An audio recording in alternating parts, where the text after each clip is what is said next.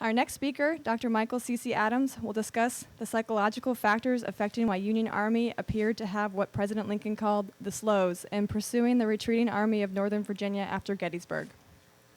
Adams grew up across the pond in Nottinghamshire, England, where he received a Bachelor's of Arts in History from the University of Wales and a doctorate in American Studies from the University of Sussex.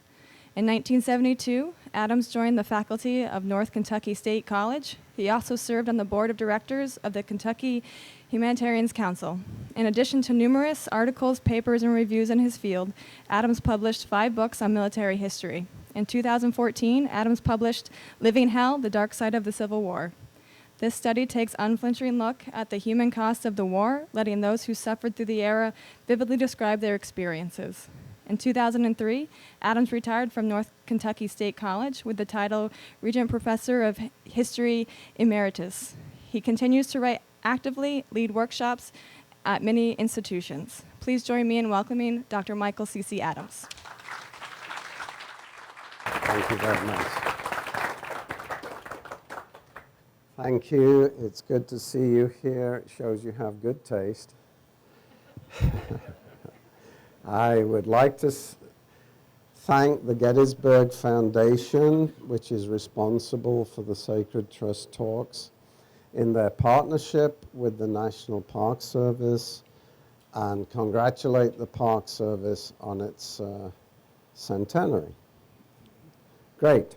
All right, I'm going to get started or we won't finish.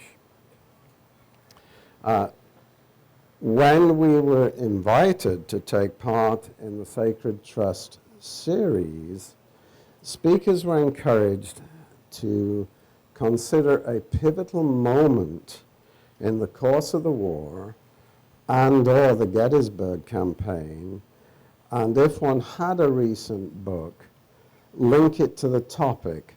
Well, in mulling over this challenge, I found that I could do all of this. And I found also, to my relief, that has come upon me very nicely, that my 2 books on the Civil War, of the 5 I've written, the others were on World War I, World War II, and war in popular culture, that my 2 Civil War books, which I had thought, as I ended my career, might contradict each other, are actually complementary. And I'm going to use my books to try to throw light on the pivotal moment that I have chosen, and that is the 48-hour lapse between Lee deciding that he must retreat from Gettysburg and the Army of the Potomac beginning to follow him up in a serious manner. Let me explain then.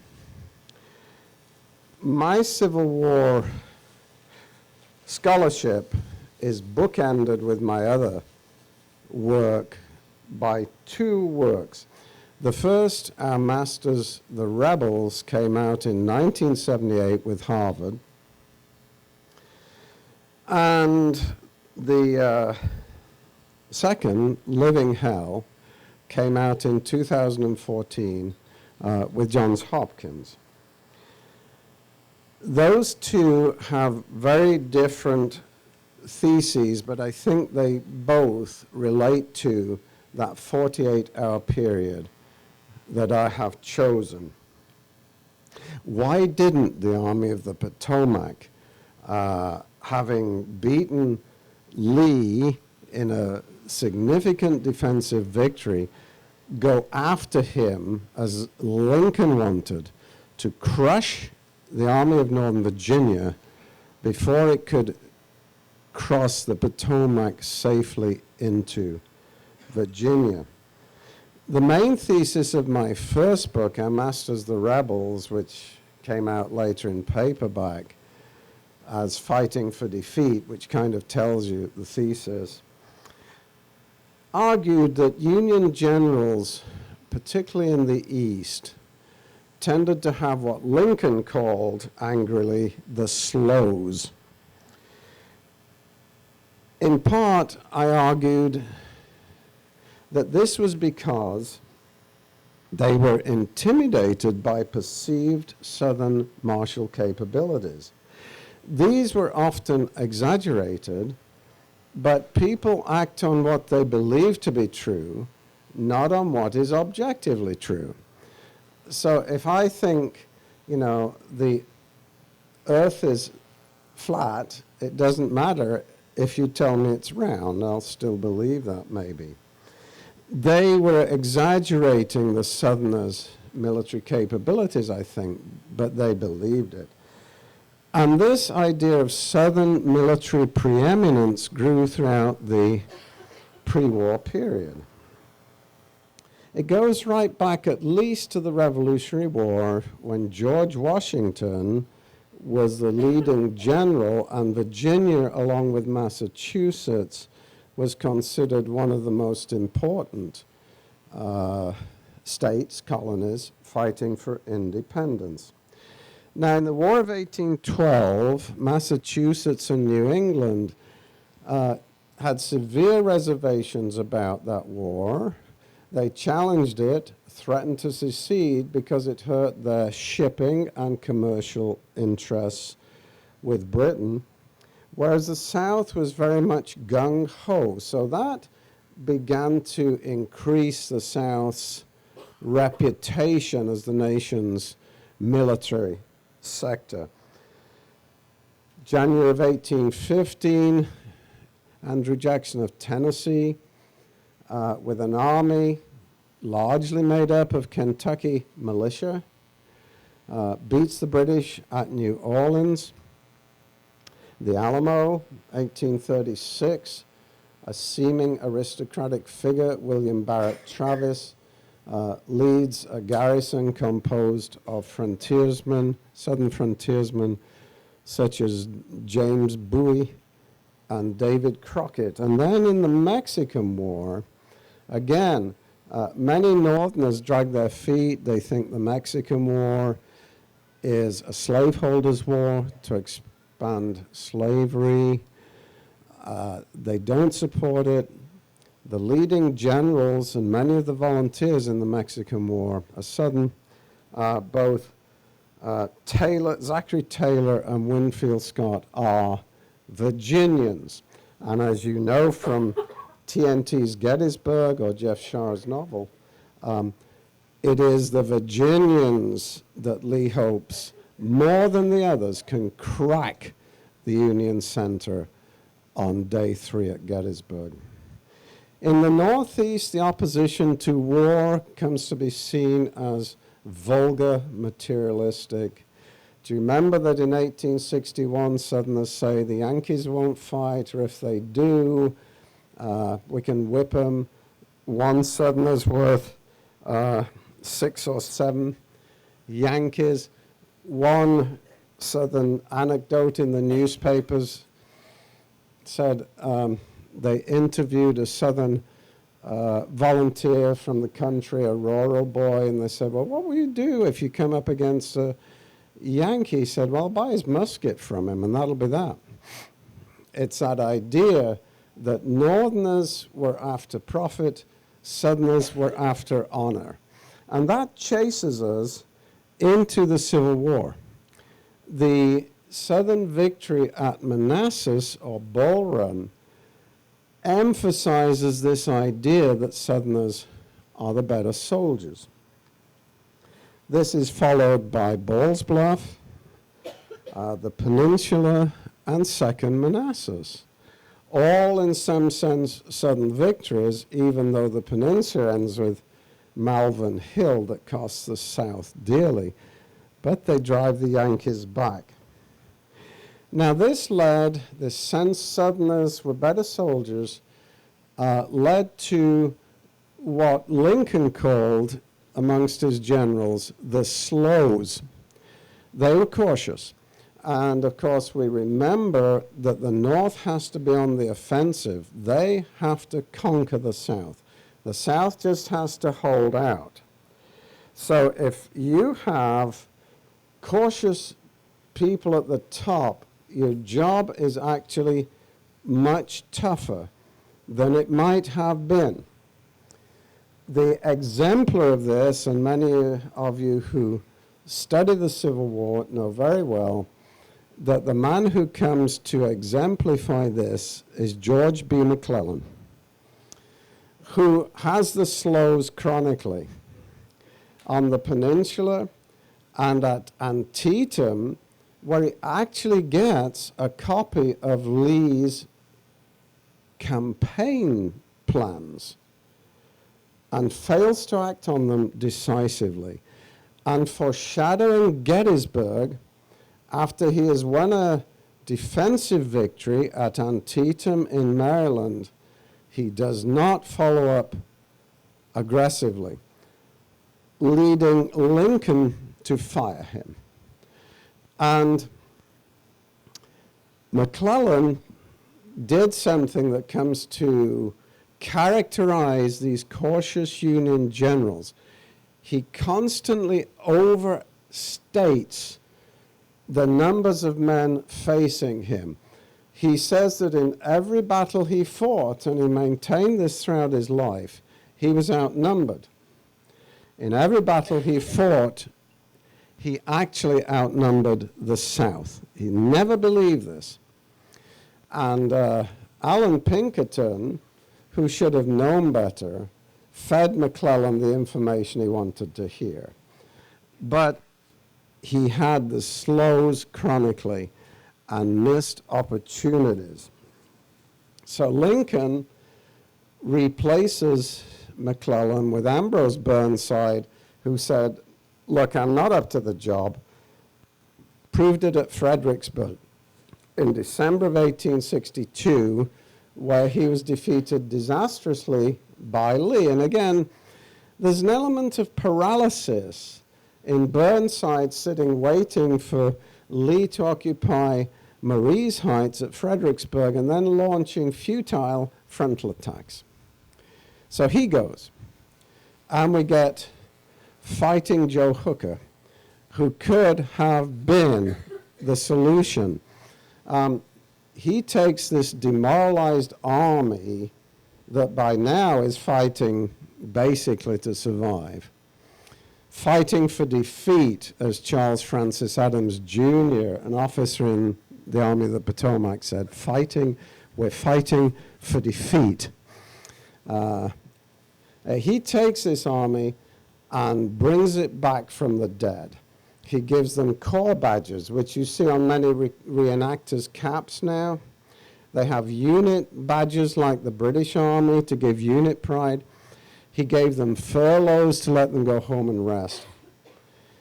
And in May of 1863, he outgenerals Lee at Chancellorsville, using a cavalry screen to catch him in a pincer movement, dividing his army to catch Lee in the middle. But as soon as he faces serious opposition from Lee, he freezes, goes on the defensive. Lee has Jackson walk straight across his front, hit him in the flank, and roll him up. What should have been a Union victory is a huge victory for the South. The only thing we can say in Hooker's defense, an artillery round hit a porch pillar he was leaning against at Chancellorsville, smacking him full in the face and leading to a concussion. But the fact is, as they move out then, Lee deciding he will invade Pennsylvania, Hooker starts to become McClellan. He's overly cautious, and he keeps saying, I'm outnumbered. So Lincoln, having seen this, kicks him out, and a week before Gettysburg appoints George Gordon Meade, who fights an excellent defensive battle at Gettysburg. But if you notice, and you'll see this in TNT's Gettysburg, where Longstreet says, bring up the cannon, they're going to attack us now, there is not a significant pushback.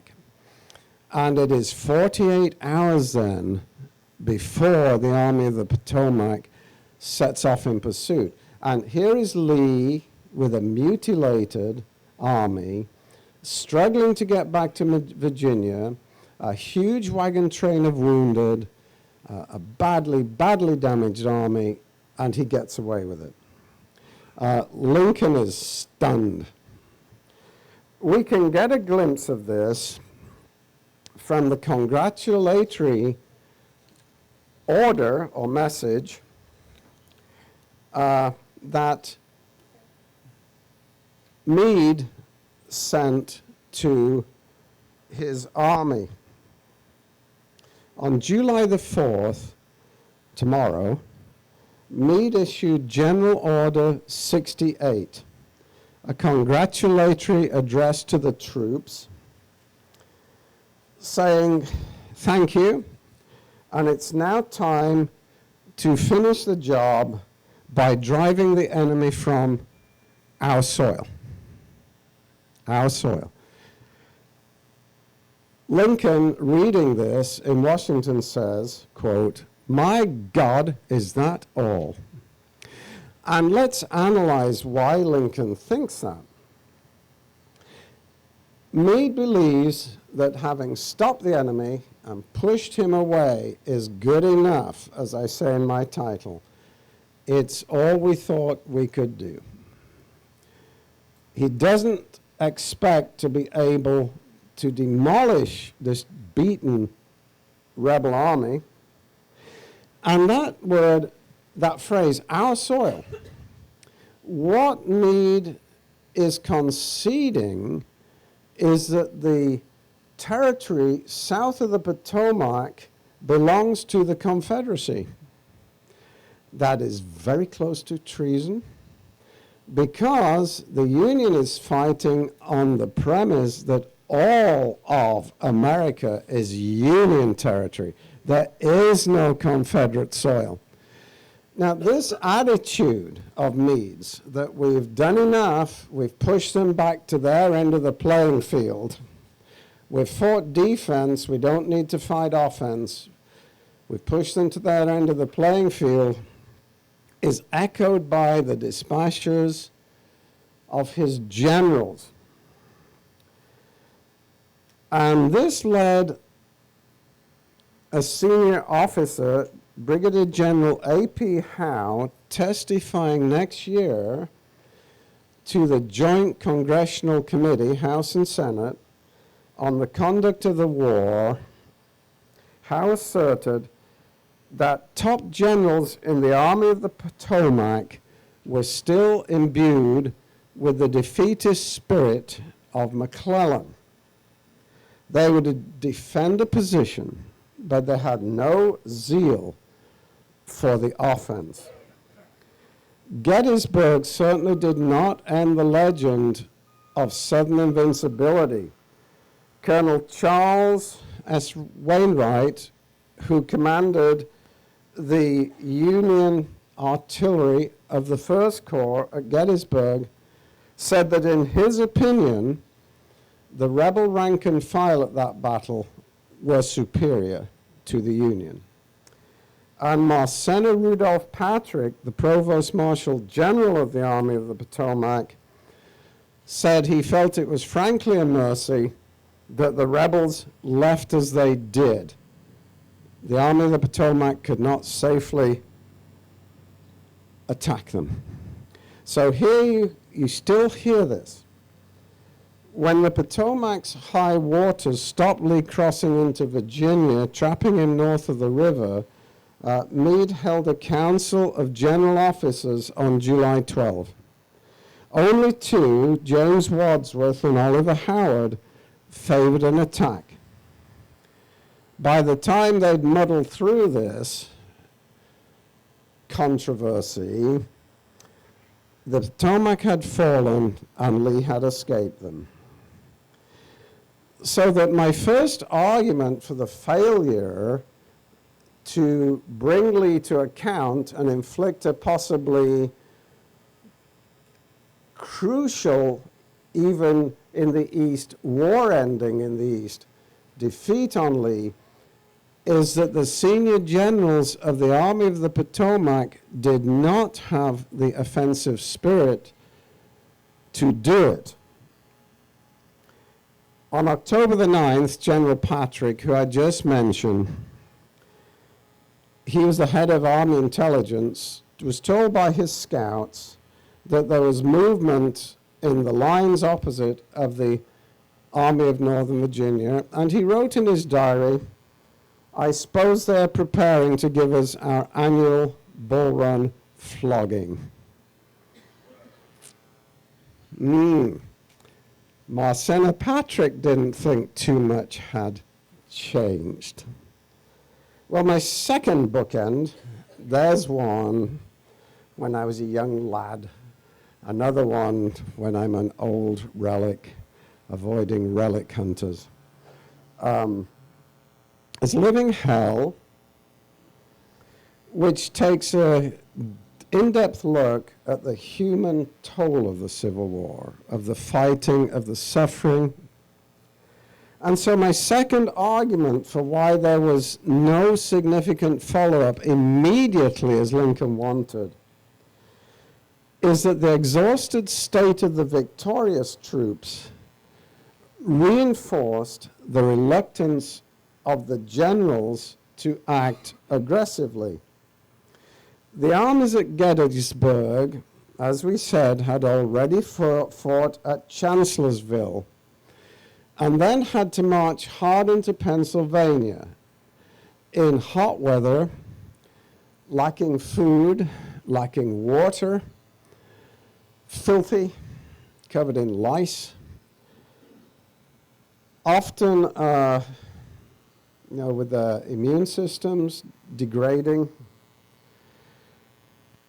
One New York woman who saw the Union forces said they were so filthy and ragged they looked like the inhabitants of hell.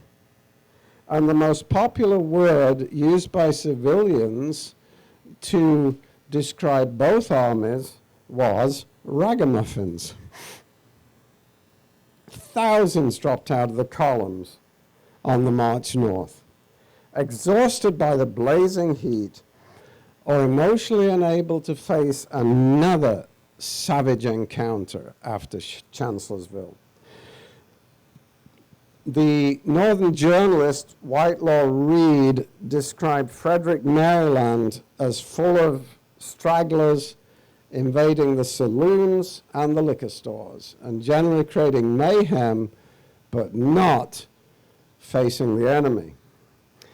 General Abner Doubleday, who fought at Gettysburg, left an illuminating description of his condition as they started off after Lee from Chancellorsville towards Gettysburg. And I quote, "I am so cut, scratched, and bruised that I can hardly hold a pen in my hand.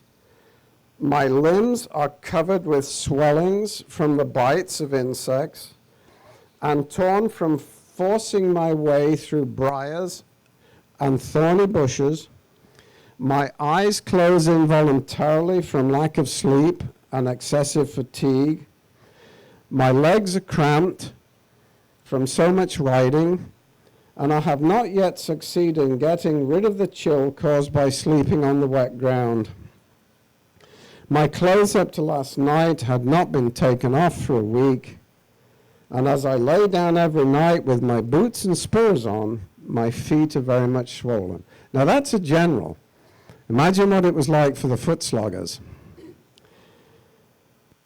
On the march, soldiers often subsisted, as you know, on hardtack and rancid bacon, supplemented by green corn and apples, which gave them a generous case of dysentery. It was said, by the way, at Antietam the year earlier by a civilian observer, but that you could walk the field of Antietam and tell where the rebel lines had been because they were marked by a lovely clear strip of dysenteric stool. So you could say, okay, here was their battle line. If fresh rations were issued on the march, there was often not time to cook them. So bloody meat was eaten raw, again leading to all sorts of disease. Drinking water was in short supply. Can we imagine all these men marching across Virginia, Maryland, Pennsylvania? They exhaust the wells very quickly. They drink muddy water, they drink bloody water, they drink anything, stagnant pools, and this enhances their debilitation. They often had to stumble directly from marching columns into line of battle, there to endure the terrible horrors of combat. After a major battle like Gettysburg, and remember it was 3 days, I'm still able to put 3 fingers up even at my advanced stage, men would wander around the battlefield stunned by the noise and terrible scenes that had produced emotional trauma, even if they were not physically wounded, in a daze that might last for days. Casualties were inconceivable by our standards when every death of a soldier is reported nationally. At Gettysburg, Lee lost roughly in killed, wounded, missing, and captured 28,000 effectives in 3 days, or 40% of his army. Meade, 28,000, or 25%. Just a few details from the microcosm. Of the 1st Minnesota's 384 men, 234 fell on the field. Of the 82nd Ohio, 70% of the regiment was lost. Of approximately 13,500 Confederates in Pickett's charge, roughly 7,000 became casualties. Why were the figures so appalling? Because it's important. Can we imagine what that did to their mindset? I have a theory that our physical circumstances, particularly our technology, change far faster than our ability to adapt to them. I, for example, am about 12 steps back in use of apps, computer apps, smartphone apps. And when I do try some of these things, it's a debacle. And it was the same then. In the Civil War, the relatively new rifled muskets, the Springfield and the Enfield, firing the mini round, a new bullet with a far greater range than the round-lead smoothbore ball, could knock you down easily at 400 yards, and in the hands of a good marksman, 500-600 yards, compared to the old smoothbore musket that probably started to fly wide at 75 yards or less. But the generals, the colonels, didn't adapt. They still put men shoulder to shoulder and shoveled them up to within 100 yards. We have a remarkable sketch by Alfred R. Ward of soldiers during Pickett's charge blasting away at each other at about 15 yards range.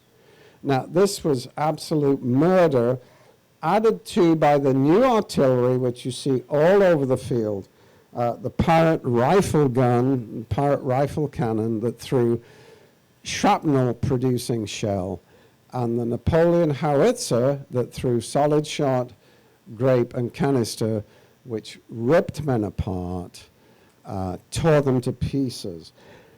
A few officers learned that you had to spread the field and, go in a kind of skirmishing order, but most still packed their men together and shoveled them forward, as we see again in TNT's Gettysburg. To make this situation even worse, the wounds just wrecked the body. A mini spread on contact. It was a soft head lead bullet that did not go the whole way because you wanted the gases in the musket to come out and spread the base into the rifling. So it had a relatively small soft lead head. And when it hit bone, it just went like that. Doing smash. There was nothing you could do about it. Even if it didn't do that, it would often do what I call traveling the body. We have terrible accounts of, say, a mini entering the nostril, traveling down out the shoulder, or hitting in the side, coming up through the lungs and out somewhere here, rattling round the mouth, taking out all the teeth before exiting through the eyeballs, blinding you. It was a terrible, unintentionally soft-headed bullet. Shells, pulverized heads, caved-in chests, tore open abdomens. And of course, this is made worse at Gettysburg because it is a 3-day battle. The whole and lightly wounded slept amidst the dead and dying. And of course, the corpses in 90-degree heat, which it was then, thank goodness it isn't now, as I'm from the north of England, turned black and bloated, their faces distorted with huge water blisters. And the soldiers fought over yesterday's fallen in blazing heat, debilitated by fear and shock. When the battle finally ended, commanders faced the disposal of the casualties. Lee was slowed by a long train of wounded. As they held the field, the Union not only had their own wounded and rebels too weak and mangled to travel to handle, the 300 surgeons reputedly worked 5 days to perform all the amputations, but they had to improvise burial arrangements of the dead, burning of the horses, so on. The stunned and exhausted troops had lost many senior officers who were the brains and nervous system of the armies, requiring significant reorganization.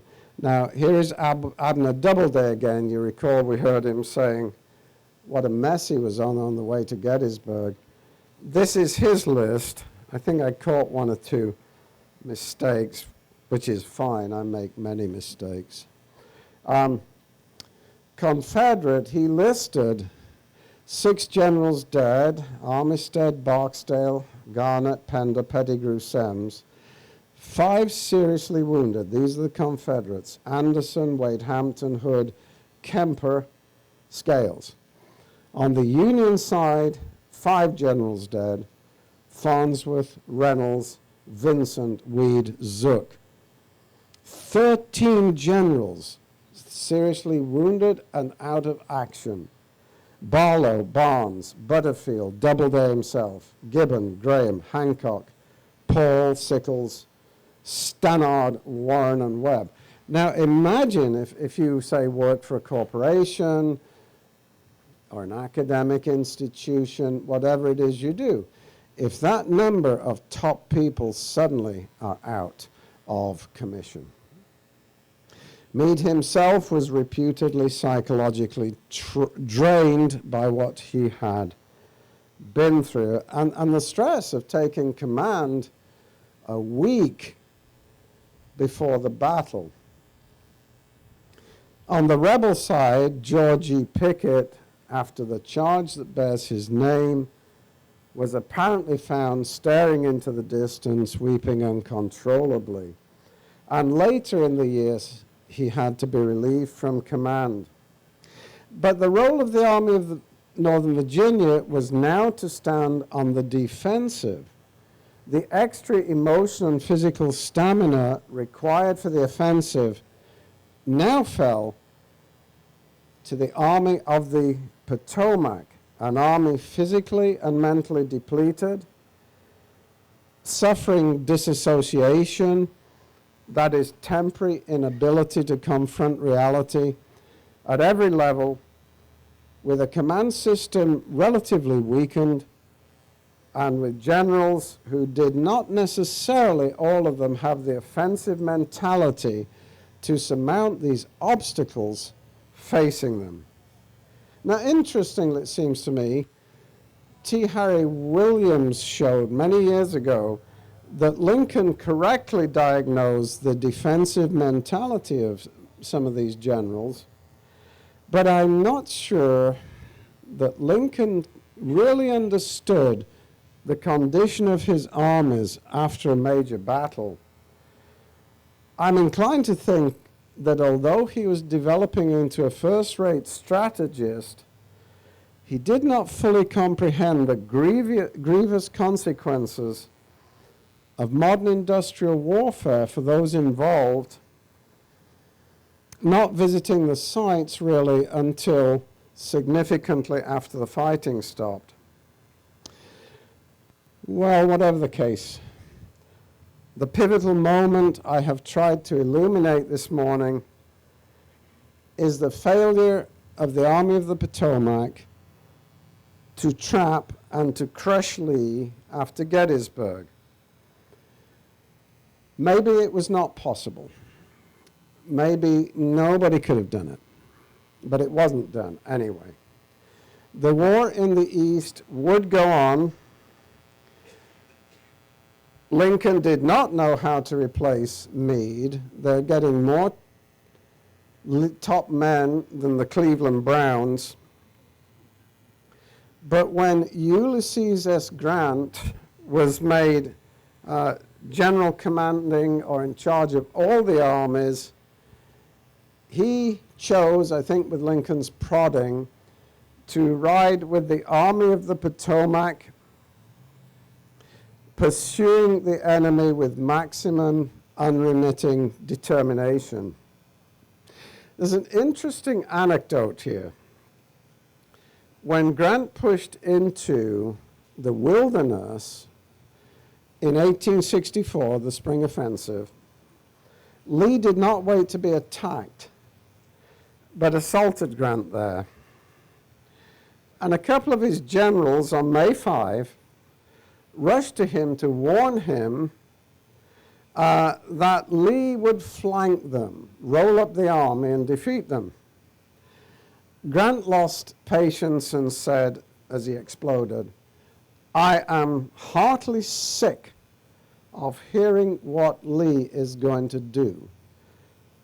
Some of you," he accused them, "think he is going to turn a double somersault, landing on both our flanks and in our rear at the same time." And he said, "Go back to your commands. Think about what we are going to do, not what Lee is going to do." Enormous change in attitude. But unfortunately, that change was bought at huge cost. The losses in the 1864 Overland campaign are enormous, 90,000 men, a far higher butcher's bill perhaps than if Lee had been crippled by mid-July of 1863. Many men broke down, including generals such as Governor McCampbell Warren, the hero of one of the heroes of Little Round Top, and Richard S. Ewell, who commanded on the Confederate left at Gettysburg. Desertions from both armies reached flood proportions. Walt Whitman, the famous poet, said America had become one huge hospital feeding vast cemeteries. Many homes experienced the vacant chair. One could argue that because the leaders of the Army of the Potomac felt after Gettysburg they could do no more, this precipitated that situation. But perhaps with the state of their army, they were right. Perhaps they couldn't do more. I don't know. Ifing history is a bad idea. But Lincoln never forgave them, saying when Lee escaped safely to Virginia, there is bad faith somewhere. Thank you.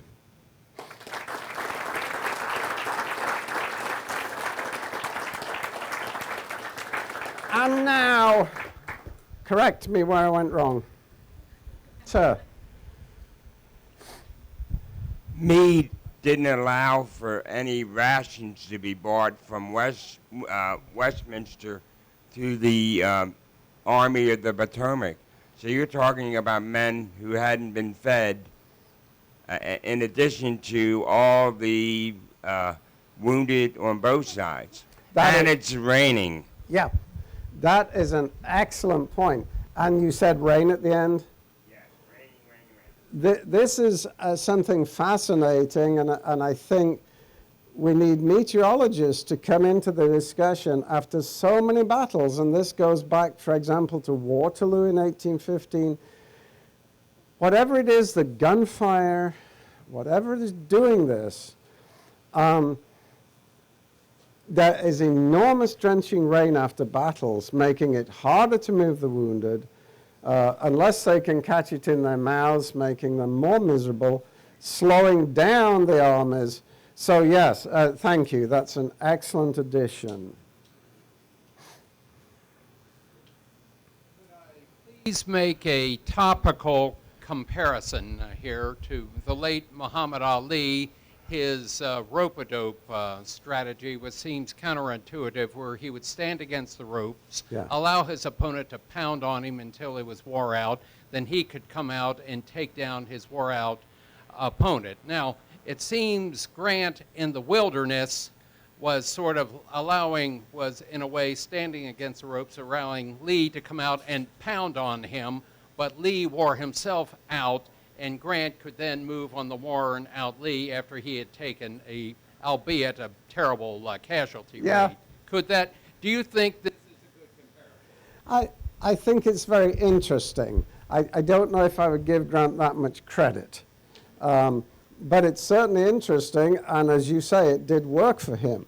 So yeah, stay with it. I think that you could even write that up. It's an interesting thesis. I don't know, truthfully. I mean, yes. Grant's intention, but right. that's the way it worked out. Yes. Ali had the definite intention Yes. of, even though it was terrible to be pounded on like that, Yes. nonetheless worked against.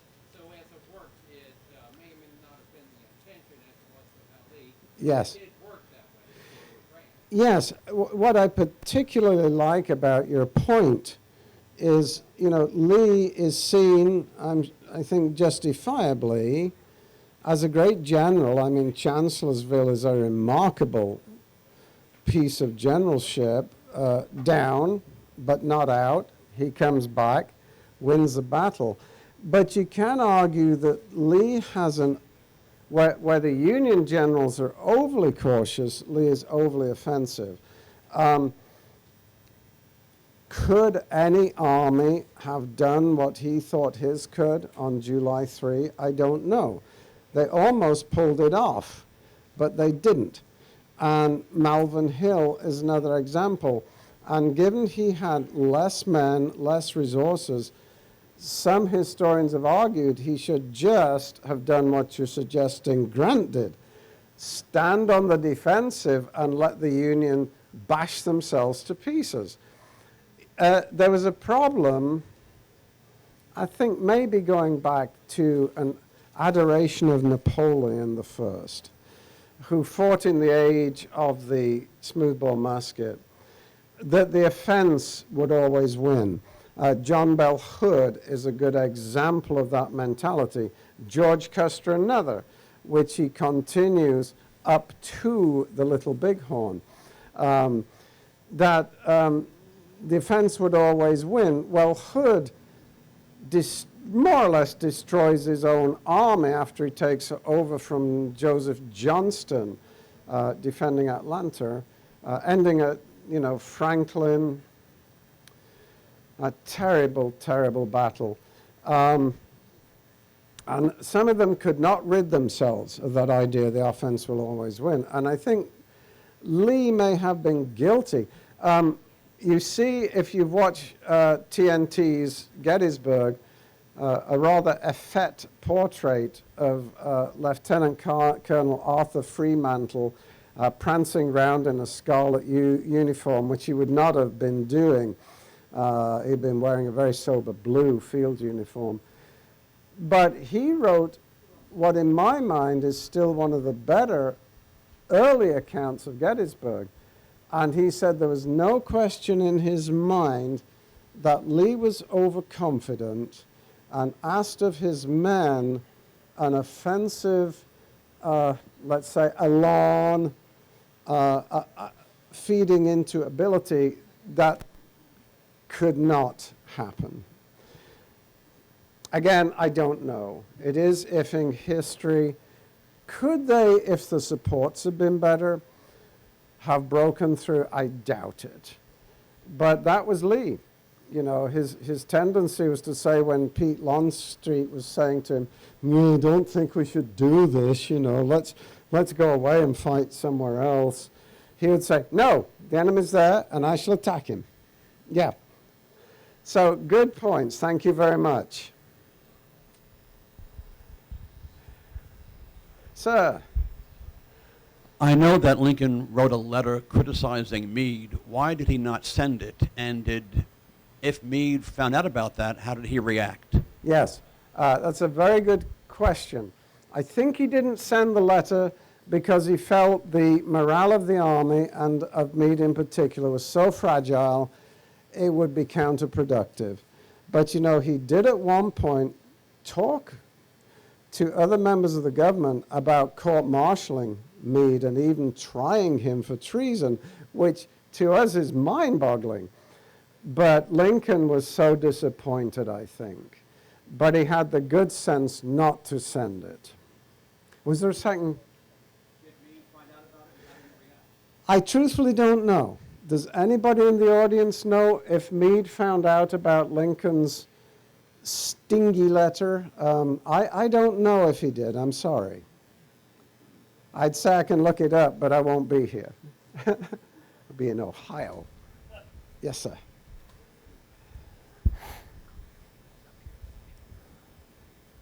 Do you know what the mindset was of Lee and his men as they left here and went south? Yes. Were they as ground down as Yes. Meade and his men were? Some of them definitely were. Pickett, Ewell, they never recovered. Many men did desert and did not come back. But the general attitude of the Army of Northern Virginia was they didn't beat us. At best, it was a tie. They didn't feel that they had taken that much of a whipping. They felt they'd at least held their own. And when they took the field in 1864, many of them still had a strong, strong faith in Lee. When he rode out after Pickett's charge and said it was all my fault, many of them said, no, General Lee. They just had such emotional faith in him. But of course, at least in my opinion, it was his fault. But the Army of Northern Virginia did not feel that it was beaten, broken. That would, in my opinion, have taken another battle and a severe whipping. They'd taken a huge whipping at Gettysburg, but they felt, given they were on the offensive, far from home, they'd done a pretty decent job. I mean, they'd like to have cracked the Union line on the third day, pushed through, routed the Army of the Potomac, but they felt, you know, okay, we gave them a blooding, honors even, so to speak. So I would say that